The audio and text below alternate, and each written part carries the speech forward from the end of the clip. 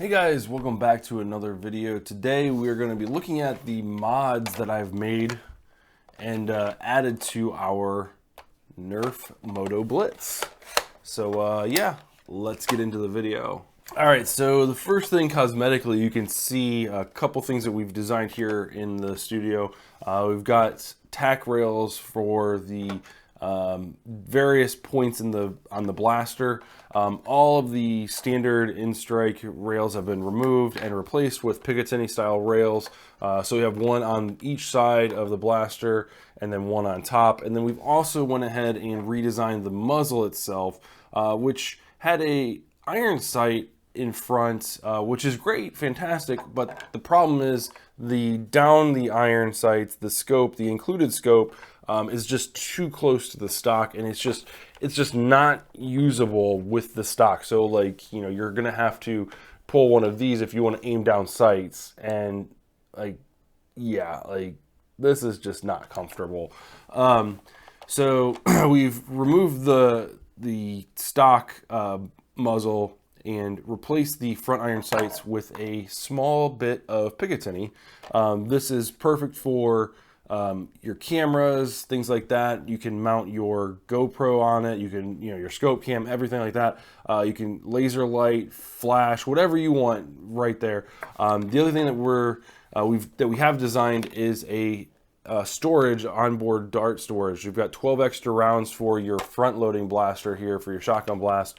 These just friction fit in, and you can slide them in either way, top, bottom, pull them out like this and reload that way. Went with a little bit more angular design than normal to kind of fit the aesthetic of the blaster itself. I think it turned out really, really good, but I might be a little biased because I designed it. So that's fantastic. That's actually mounted to a Picatinny rail. Let me take these off here. And so it's mounted just right on top of a Picatinny rail. So this comes loose and pulls off, and then you have access to the Picatinny rail. We chose to go on the outside because I'm a right-handed blaster, so it's easy to kind of still hold my finger on the trigger and reload the front as such, or you could just pull it. So either way, I believe that's a huge addition, you know, both functionally and cosmetically to the blaster, to reload your front shotgun blast here.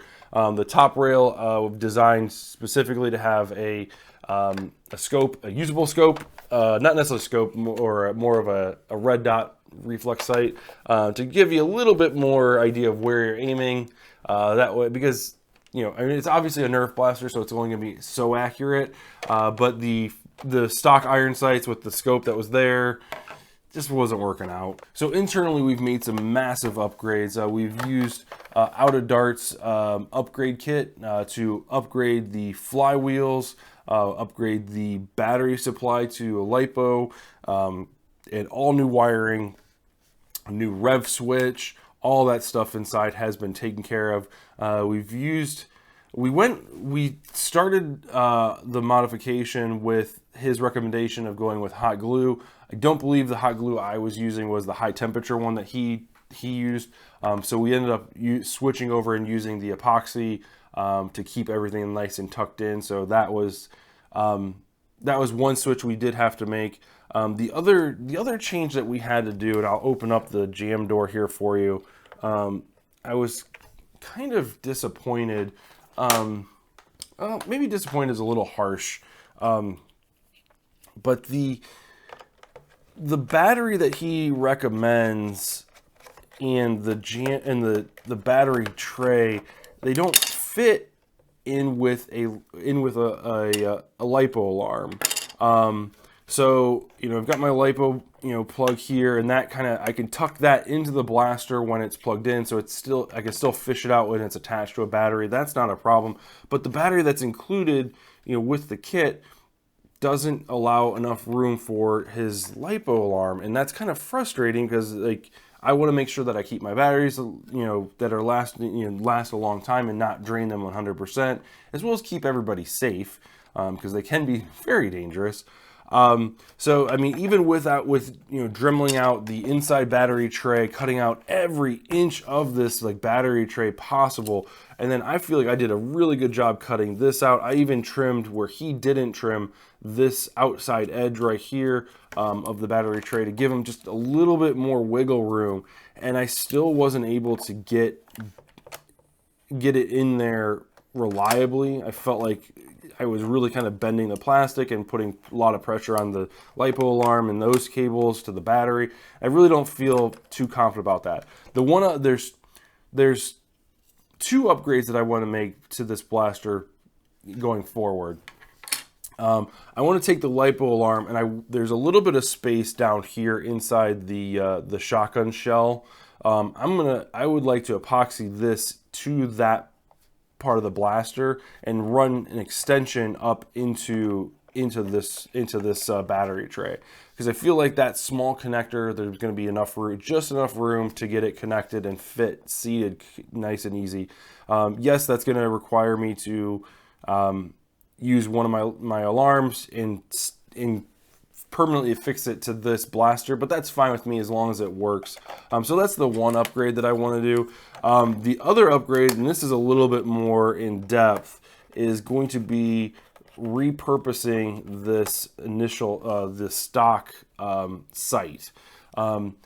So I like the idea of having this be a flashlight or a laser sight. I'm going to start with flashlight first, unless I can find something that has a combination of the two. And what I would like to do is have some type of switch mechanism on the outside. So where they've got all this garbage that's written on the side of the blaster, I want to cut this out and print a nice plate that goes over top of all of this, make it stylized to match the rest of the blaster. So something like this type of stylization kind of up here, and then have it have like an on-off switch or a couple different buttons to kind of control, like, okay, I want to go with the laser light, so you click that and it shoots the beam of laser out, or if you want to switch to the flashlight, there.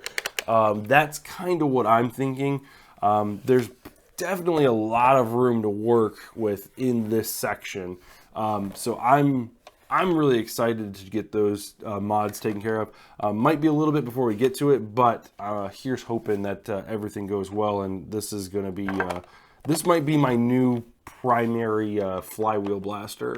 I really enjoy it. The initial readings for the flywheels, I was getting upwards of 180 feet per second. I'll drop some averages on the screen for you guys and give you some testing results and range results and stuff like that. But yeah, it's good. It's a little on the loud side, but I mean, if you're looking for 150 feet per second, these things are going to have to spin super fast.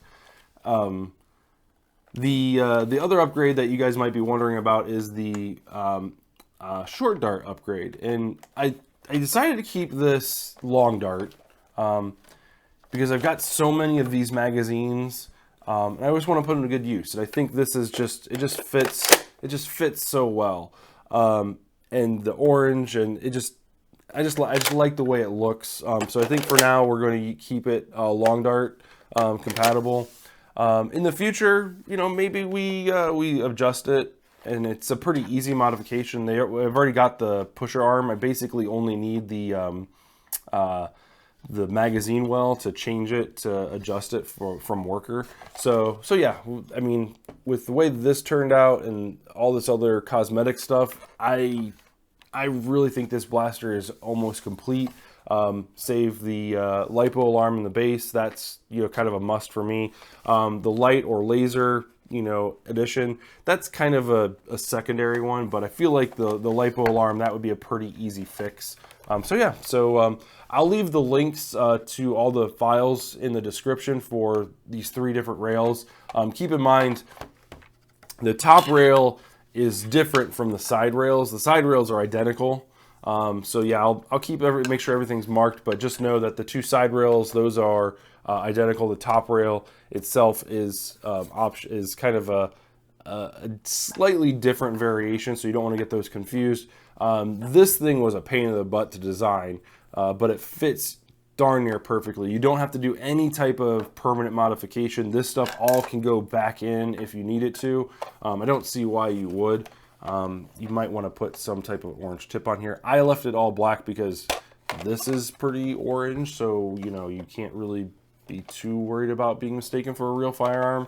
But at any rate, like I said, I'll leave those files in the description below. So thanks for watching, guys. Make sure you do all the fancy things that YouTubers ask you to do after the video, and thank you so much for watching. We'll see you guys in the next one. Thanks.